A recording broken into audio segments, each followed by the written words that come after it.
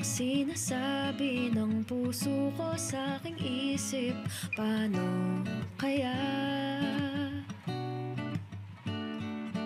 Ano ang gagawin? Di makatulog sa gabi hanggang mag-umaga.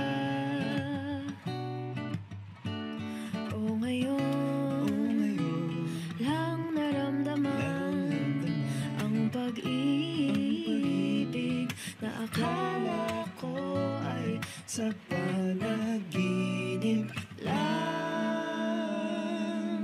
Ito ka na, pero bakit di makapagpasya? Baka naman halong takot lang ang nararamdaman sa tindi ng pagmamahal.